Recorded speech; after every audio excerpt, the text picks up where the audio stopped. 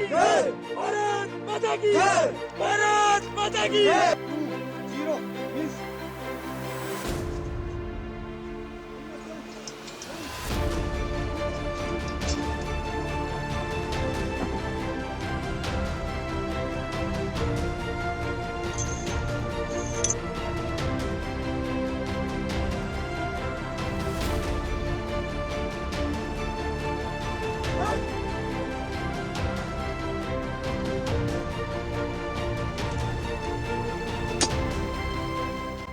में मिला देंगे। हमारा हर एक फायर किया हुआ शेल उनके लिए एक जवाब था और हमने इस बात का भरपूर ध्यान रखा कि कोई भी सिविलियन कैजुअलिटी ना हो। और एक और महत्वपूर्ण चीज, इस ऑपरेशन में इन्फेंट्री, आर्टिलरी, ऑर्डिनेंस सारी सर्विसेज ने एक यूनिट की तरह काम किया। और जब मैं देखता हूं एक यंग अग्निवीर को जो कि एक नए इक्विपमेंट में डाटा सेट कर रहा है और बिना हिचकिचाए फायर कर रहा है, तो हमारे दिमाग में सिर्फ एक ही ख्याल आता है कि ये है भारत का एक नया सोल्जर जो कि ट्रेंड है, जो कि तैयार है और एक जिम्मेदार है। ऑपरेशन सिंदूर ने ना सिर्फ उनकी पोस्टें तोड़ी बल्कि उनका हौसला भी।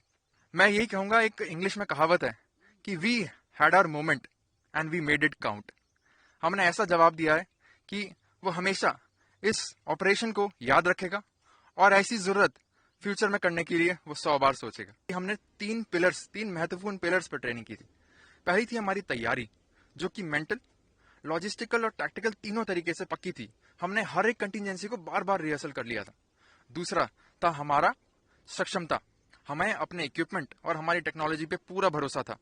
हमें पता था कि हमारा इक्विपमेंट कैसे और कब काम करता है। और तीसरा था मिशन ओरिएंटेशन।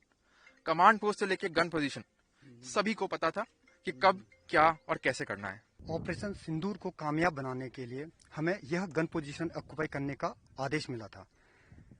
समय से पहले हमने इन गन पोजीशन को ऑक्युपाई कर लिया, जो कि हमारे शांतिकाल ट्रेनिंग के दौरान हमारा एक पार्ट था। ऑपरेशन सिंदूर के तहत हमारा टास्क बिल्कुल क्लियर था। टेररिस्ट के इंफ्रास्ट्रक्चर और इन्फिल्ट्रेशन सपोर्ट करने वाले दुश्मन के फॉरवर्ड पोस्टों को निशाना बनाना था और उनको एक्यूरेटली न्यूट्रलाइज करना था। दुश्मन ने जब सीज फायरिंग का उल्लंघन करके हमारे फॉरवर्ड पोस्टों को निशाना बनाने की कोशिश की, तो उस समय हमारा रिस्पॉन्स एकदम स्ट्रॉन्ग, एक्यूरेट और इफेक्टिव था। गन से निकला हुआ हर एक राउंड बिल्कुल सटीक और टारगेट को न्यूट्रलाइज करने वाला था। हमें टारगेट्स बिल्कुल क्लियर थे। हमने उसका डाटा वर्कआउट किया और दुश्मन के सैन्य ठिकानों पर भारी मात्रा में बमबारी की, जिससे दुश्मन को काफी क्षति हुई और उनके खेमे में, सैन्य ठिकान में काफी अफरा तफरी का माहौल पैदा हुआ। ऑपरेशन सिंदूर से पहले जो हमारा एक भारतीय सेना का रूटीन वर्क रहता है वो रहता है ट्रेनिंग के लिए हम जब गन पोजीशन ऑक्युपाई किया था, उसके लिए हम पहले से well settle, well ready, logistically, mentally, physically और टैक्टिकली और इक्विपमेंट रिलेटेड सभी तरीके से वेल ट्रेंड थे। इसको ऑक्युपाई करने में हमारे को ज्यादा दिक्कतों का सामना नहीं करना पड़ा। हमारी तरफ से काफी जबरदस्त जवाब था। जो भी टारगेट्स हमारे को मिले हमने उसको जल्दी एग्जीक्यूट किया और गन पर सही एक्शन हुआ। और जैसे इनिमी ने हमारे पर फायर किया, फायर के दौरान जब हमने इधर से रिटेलिएट किया तो इनिमी की तरफ से फायरिंग बिल्कुल बंद हो गया।